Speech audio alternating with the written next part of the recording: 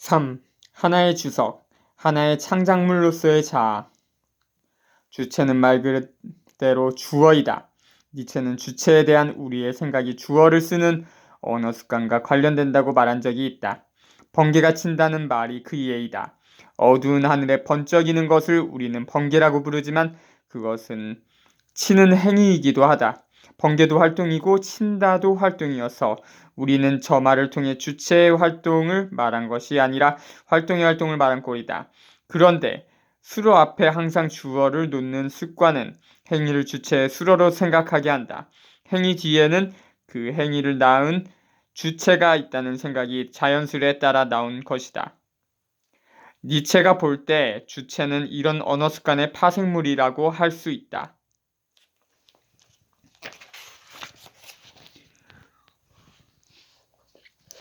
언어, 에고, 주체. 그러나 니체는 우리의 언어가 멈춘 곳, 우리의 언어가 표현할 수 없는 곳에 주목해야 한다고 말한다. 바로 이것들이야말로 우리의 성격과 운명을 직무를 잡는 것들이기 때문이다.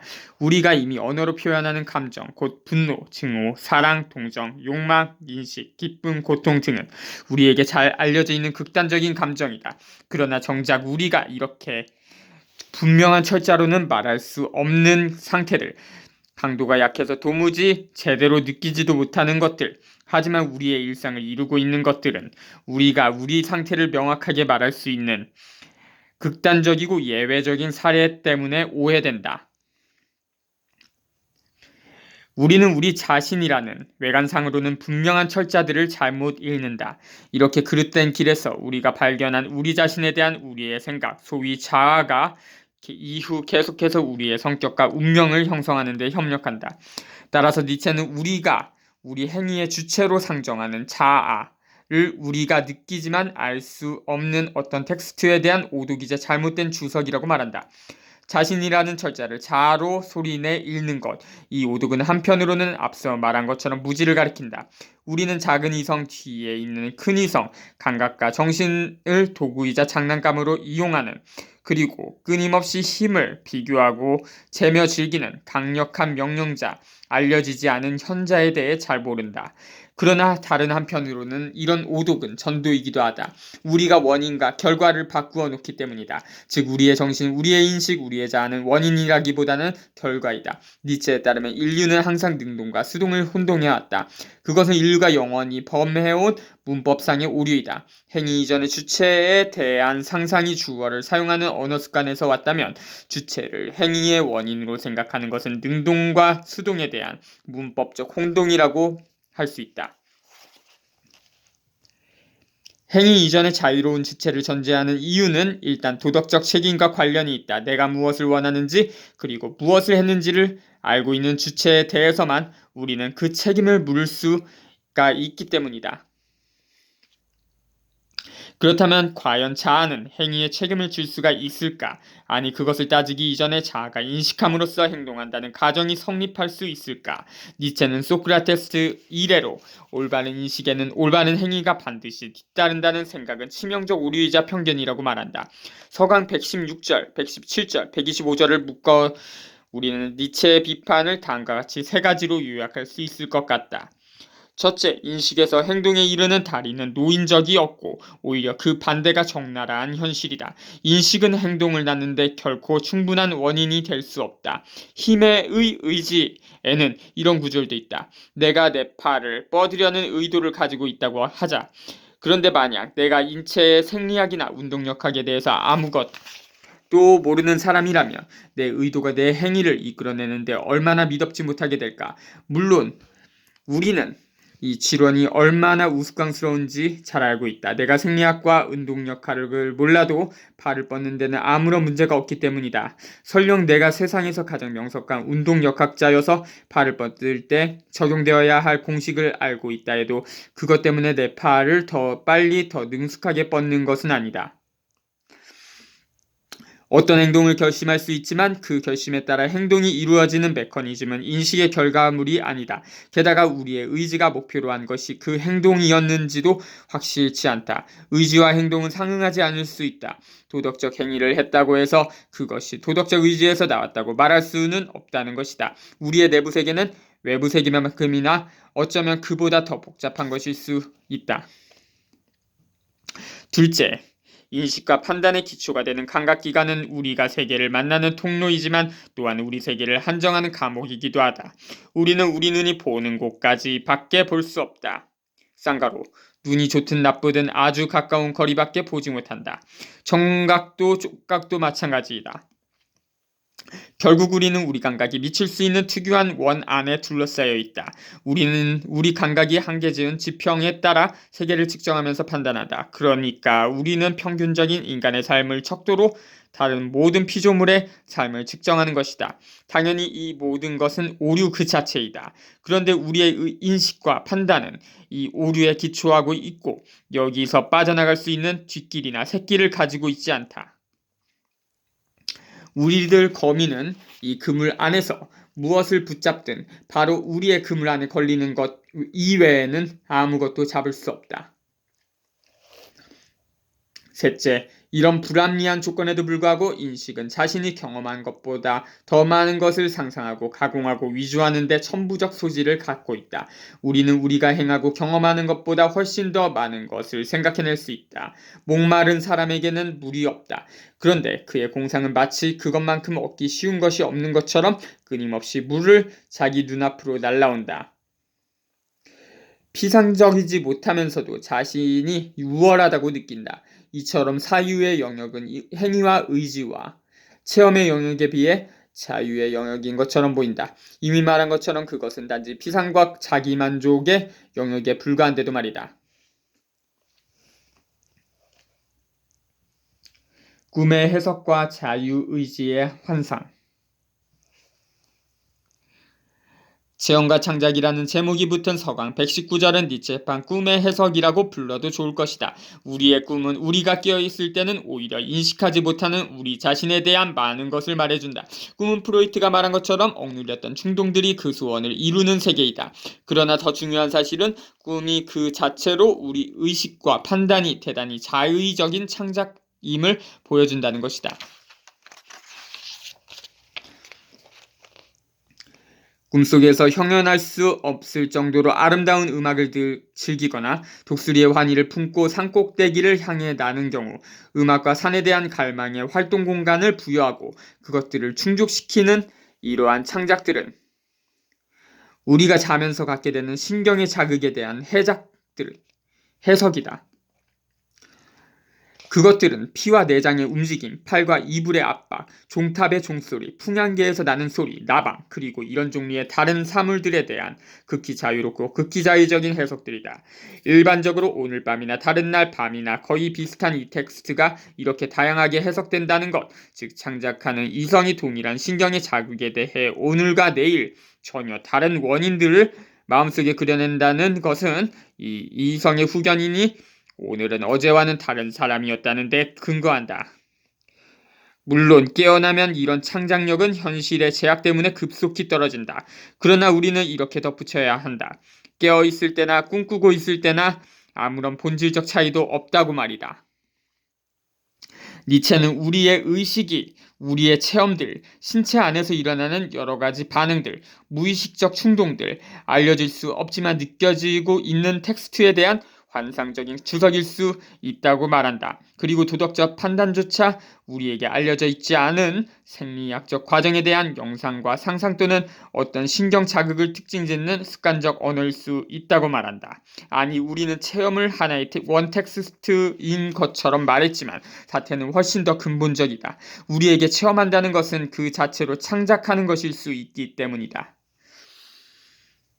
우리의 본질, 우리의 큰 이성, 우리의 알려져 있지 않은 현자는 자아가 품은 의식이 아니라 자아의 배후에 있는 충동들이다. 그러나 니체에 따르면 우리는 이 충동들 전체를 하나로 묶어 인식하는 일을 피해야 한다. 우리의 신체는 단일체가 아니라 서로 경쟁하고 협동하고 적대하는 충동들의 복합체이기 때문이다. 게다가 우리는 충동 전체에 대해 말할 수 있을 정도로 충동들을 잘 알지도 못한다. 보다 거친 충동들의 이름은 거의 될 수도 없으며 그것들의 수와 강도, 그것들의 중간과 감소, 그것들 상호 간의 작용과 반작용, 무엇보다도 그것들의 영향이 공급되는 법칙은 전혀 알려져 있지 않다.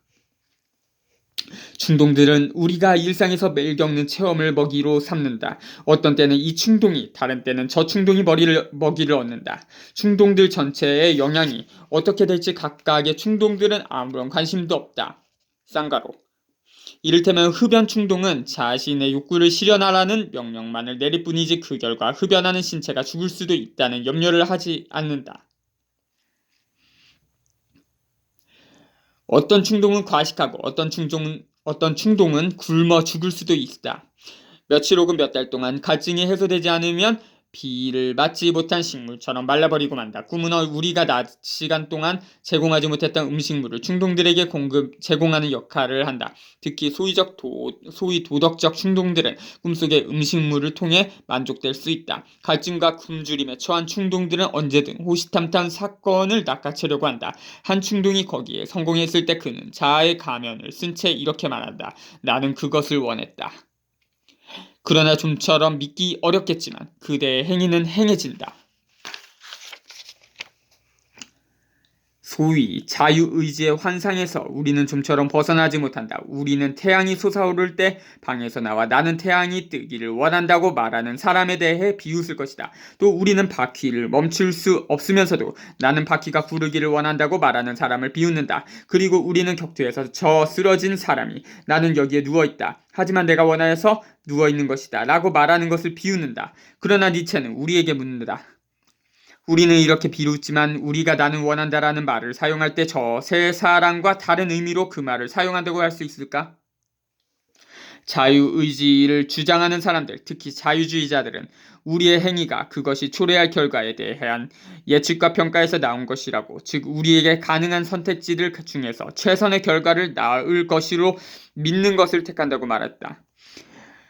그들의 행위가 정해지기 전에 다양한 동기들이 마음속에서 경쟁한다고 말하지만 이때 그들이 말하는 동기들의 경쟁이란 엄밀히 말해 동기들의 경쟁이 아니라 결과에 대한 예상치들 사이의 경쟁이다. 그들은 결과들 중 하나가 압도적으로 유리하다고 판단될 때 자기들의 행위가 이루어진다고 생각한다. 각주 읽고 넘기겠습니다.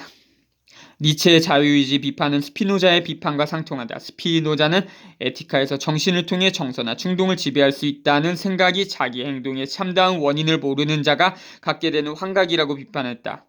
그런 견해는 젖먹이가 자유의지로 저주를 욕구한다고 믿고 성난 소년이 자유의지에 따라 복수를 원한다고 믿고 겁쟁이가 자유의지로 도망친다고 믿는 것만큼이나 어리석다고 했다. 스피노자는 슐러에게 보낸 편지에서도 비슷한 환상을 지적했다.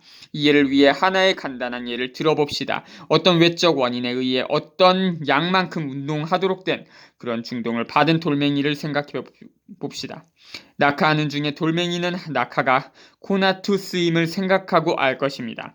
돌멩이는 자신의 이 코나투스만을 알기에 확실히 자신의 자유롭다고 자신이 바로 원하기 때문에 그런 운동을 하고 있는 것이라고 생각할 것입니다. 계속하겠습니다. 그러나 한 행위가 낳을 결과를 계산하는 것은 어렵고 이 또 한 행위의 결과를 그와는 질적으로 다른 행위가 낳을 결과와 비교하는 것도 불가능하다. 그러나 설령 이 두 가지가 가능하다고 해도 그 행위의 결과를 애초에 행위를 시작한 동기가 원했던 것이라고 단정할 수는 없다. 게다가 하나의 행위에 하나의 동기가 상응한다고 가정하는 것도 오류다. 우리의 행위는 그야말로 온갖 이유에서 일어날 수 있다. 우리가 힘을 사용하는 습관적인 방식이나 우리가 두려워하거나 존경하거나 사랑하는 사람에 의한 약간의 자극 혹은 손쉬운 것을 택하는 안일한 힘이나 결정적인 순간에 직접적이고 가장 사소한 것에 의해 야기된 상상력의 흥분이 작용할 수 있고 또 전혀 예측할 수 없는 방식으로 유체적 변화가 영향을 미치고 기분이나 감정의 분출을 영향을 미칠 수도 있다. 즉 그런 행위의 결과가 상을 원했던 동기가 그 행위를 낳은 게 아니라 여러 다른 동기들의 투쟁이 영향을 미칠 수 있다. 게다가 동기들의 갈등 내지 투쟁이라는 처음에 우리가 생각했던 것, 즉 여러 가지를 비교하고 계산해보는 그런 것이 아니라 우리가 보지도 의식하지도 못하는 그런 것들이다. 그런데도 우리는 동기들 간의 투쟁을 상이한 행위들이 초래할 수 있는 결과들의 비교와 혼동한다. 이처럼 증명되지 않은 여러 가정에 입각한 것임에도 자유의지론이 위력이 좀처럼 죽지 않는 이유는 무엇일까? 그것은 부자유를 인정하고 싶지 않은 자존심 때문일 수도 있지만 어떤 현실적 필요 때문일 수 있다. 앞서 말한 것처럼 자유의지는 책임 추궁의 문제를 관련이 깊다. 자유롭지 않은 존재에게는 도덕적 책임을 물을 수가 없다. 그런데 니체는 책임 추궁을 위해 자유의지를 전제하는 것의 부당성을 지적하기 위해 꿈에 대해 말한다. 그는 자유의지론에 입각해 책임을 추궁하려거든 차라리 꿈을 단죄하라고 말한다. 어떤 것도 그대들의 꿈보다 그대들을 더 잘 나타내주지 못한다. 그대들의 꿈이야말로 그대들의 작품이다. 소재, 형식, 지조개 정도, 배우 관계까지 이 희극에서는 이 모든 것이 그대들 자신이다. 우리의 행위가 자유의지에서 나온 것이라고 믿는다면 꿈이야말로 우리가 감독하고 연출한 작품이니 책임을 물어야 하지 않을까. 그러나 우리는 꿈속에서 개별 행위가 아니라 세계 전체를 총체적으로 디자인함에도 그 책임을 지지 않는다. 더욱이 그 꿈의 내용이라는 것이 두렵고 수치스러운 것인데도 말이다. 그렇다면 우리는 깨어서 행한 것들에 대해서도 도덕적 책임을 질 수 없는 것 아닐까. 니체는 그것이 오이디푸스의 현명함이었다고 말한다. 오이디푸스는 친부 살해든 근친상간이든 자신에게는 아무런 죄도 없음을 분명히 했다. 콜로노스의 오이디푸스.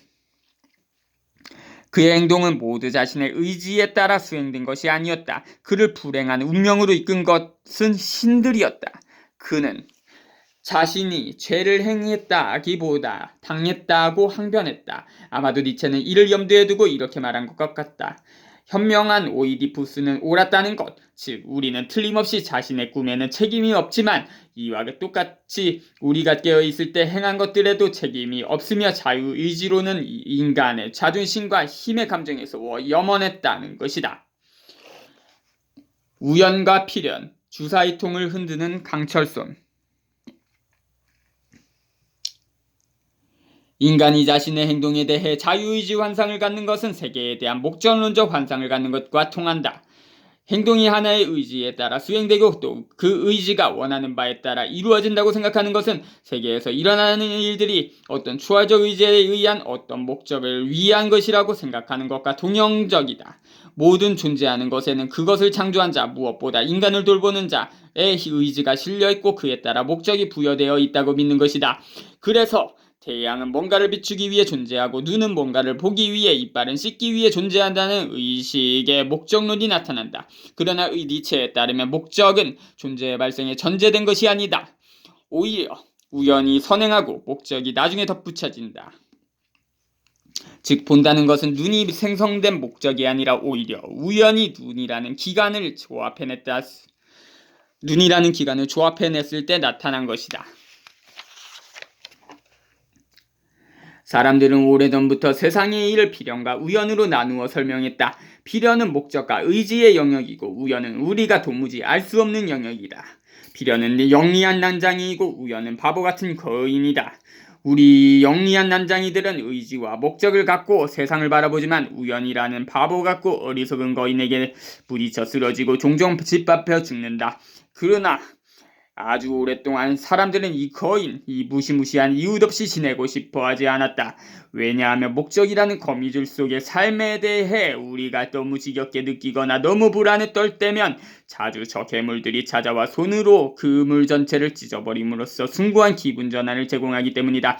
앞장에서 우리는 목격자인 신들을 배려하는 그리스인들의 연기력을 모았는데 이는 우연과 필연에 대한 생각과도 통한다고 할 수 있다. 즉 우연이 없는 필연의 세계. 결정론적 세계는 그것을 지켜보는 신들을 권태롭게 만들 것이기 때문이다. 전진난만한 그리스인들은 이 예측 불가능한 영역, 이 숭고하고 영원한 우둔한 영역을 모이라라고 불렀다. 그러고는 신들이 영향을 미칠 수도 없고 볼 수도 없는 지평선으로서 그것을 신들의 주위에 배치했다. 각주 읽고 넘기겠습니다. 니체가 목적론을 비판하면서 이 든 예를 우리는 스피노자의 에티카에서도 발견한다. 사람들은 일반적으로 모든 자연물이 그들 자신과 마찬가지로 어떤 목적을 위하여 움직인다고 생각하며 더욱이 그들은 신이 모든 것을 특정한 목적에 따라 이끈다고 확신한다.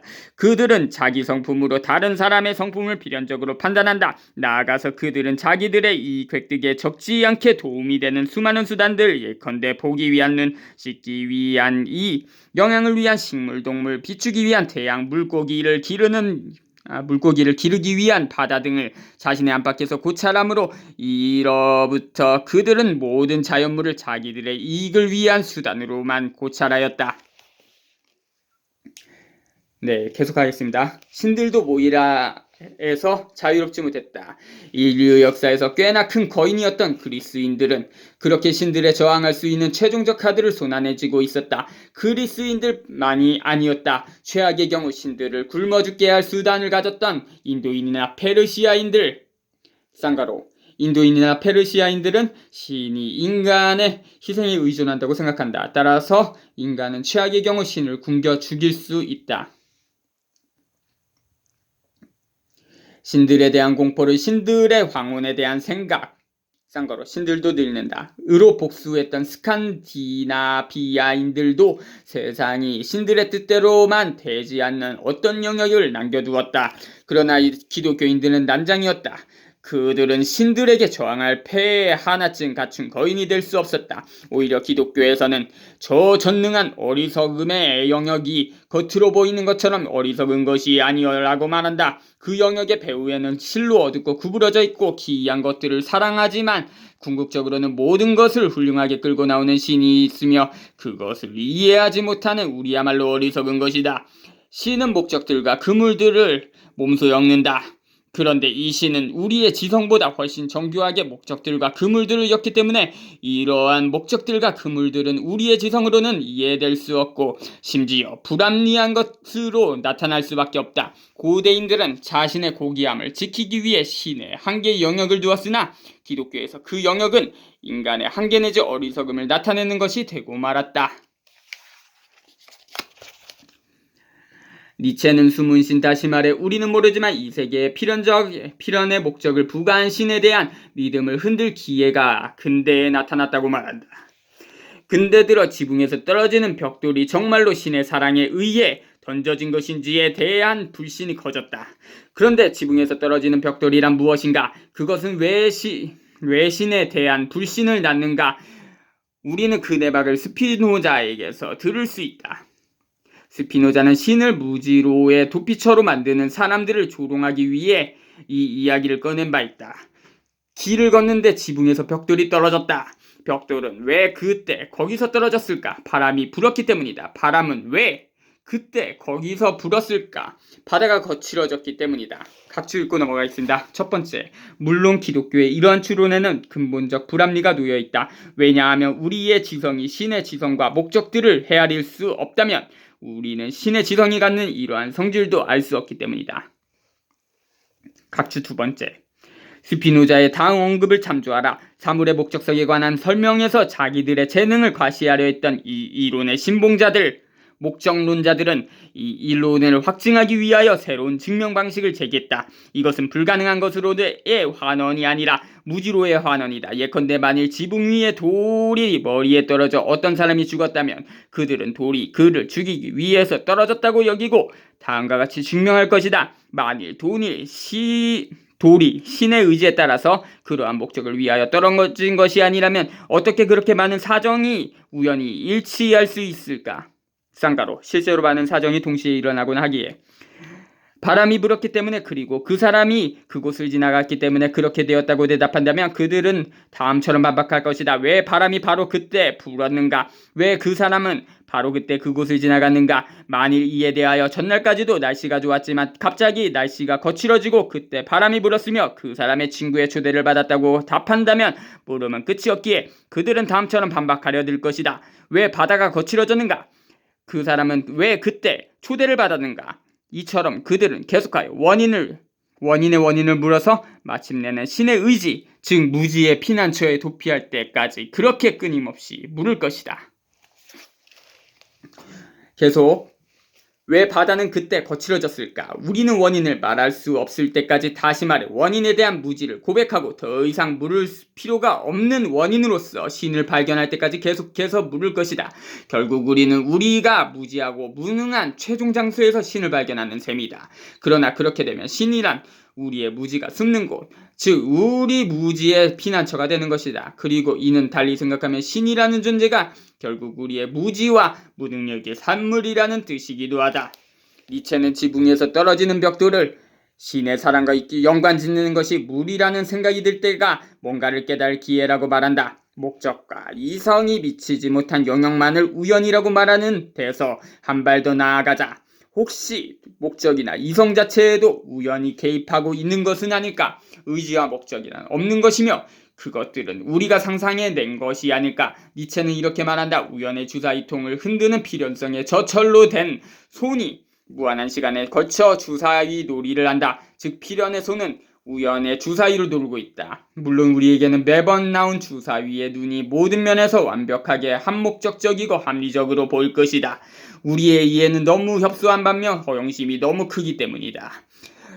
주사위 놀이는 하늘로 올라갈 때의 우연과 땅에 떨어질 때의 필연으로 구성되어 있다. 우연과 필연은 모두 긍정된다. 그러나 그보다 우선하는 하나의 긍정이 있다. 그것은 거대한 우연으로서 세상을 긍정하는 것이다. 다시 말해 세상은 어떤 목적에 지배도 받지 않으며 그 자체로 무궁하다는 사실을 긍정하는 것이다. 우리가 일궈낸 필연이란 이 거대한 우연이 만든 하나의 조합이라 할 수 있다. 주사위 놀이를 배운다는 것은 그래서 세계의 가장 오랜 귀족을 긍정하는 법을 배우는 것이다. 가장 오래된 귀족은 우연을 말하는 것입니다. 세계에 대한 개개의 해석을 긍정하지만 그것은 항상 다양한 해석을 가능케 하는 세계에 대한 긍정을 통해서이다. 아마 우리의 의지작용, 우리의 목적이나 이러한 주사위 던지기에 다름 아닐 것이다. 그러나 우리는 이 아마라는 말, 개연성을 지칭하는 이 말조차 넘어서야 하는 건 아닐까? 즉 세계의 우연을 절대적으로 긍정해야 하는 건 아닐까? 그러기 위해서는 지하세계에서 이미 주사위 놀이를 배웠어야 한다. 즉 근거 아래 근거 없음의 세계를 이미 체험했어야 한다. 쌍가로 그러기 전에 목적 이전의 세계, 목적 없는 세계에 대한 확신을 갖지 못할 것이다. 나는 니체가 130절 마지막에 붙여놓은 페르세포네의 탁자에서 벌이는 주사위 놀이를 그렇게 읽었다. 아마 이 아마를 넘어서기 위해 사람들은 지하세계에서 그리고 모든 표면적인 것들, 피상적인 것들 너머에서 이미 손님이 되었어야만 할 것이다. 그리고 페르세포네의 탁자에서 그녀와 주사위를 던지며 내기를 했어야만 할 것이다. 페르세포네는 대지의 여신 데메테르의 딸이다. 신화에 따르면 페르세포네는 지하의 신 하데스에게 납치되어 그의 신부가 된다. 딸을 잃은 대지의 여신 데메테르는 슬픔에 빠지고 그 슬픔 때문에 대지의 생명은 모두 말라 죽는다. 그것을 본 제우스는 헤르메스를 보내 하데스를 설득해 페르세포네를 데메테르에게 돌려보내게 한다. 하데스는 페르세포네를 돌려보내기 전에 주술에 걸린 성유영매를 벌게 하는데 그 때문에 그녀는 1년 중 3분의 1은 지하세계에서 지내야 했다.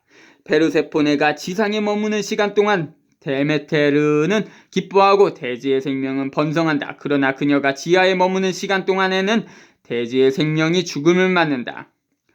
그녀가 지하에 머무는 시간은 겨울입니다. 그리고 이 생명과 죽음 사이의 사이클은 계속된다. 생각해보면 이것이 바로 생명의 흐름이고 세계의 무궁한 운동이다. 페르세포네가 지상과 지하를 오가고 생명과 죽음의 세계를 오가는 것 말이다. 생명은 죽음과 대립하지 않으며 오히려 죽음을 포함한다. 이 운동에는 어떤 목적도 없기에 당연히 위반도 없고 죄도 없다. 그것은 하나의 무구한 흐름일 뿐이다. 재미삼아 말놀이를 해보자면 페르세포네라는 말은 근대 철학자들이 실체 즉 세계 자체의 자기 원인적 성격을 지칭하는 말은 펄세와 목소리를 뜻하는 폰으로 이루어져 있다. 말하자면 페르세포네는 세계 자체의 목소리인 셈이다. 그렇다면 그녀와 주사위 놀이를 벌인다는 것은 이처럼 세계의 목소리를 듣는 것, 세계의 무구함에 대해 배우는 일이 아닐까? 물론 펄세는 라틴어이고 폰은 그리스어이므로 이런 분해는 분명한 것이다. 여기까지 읽겠습니다.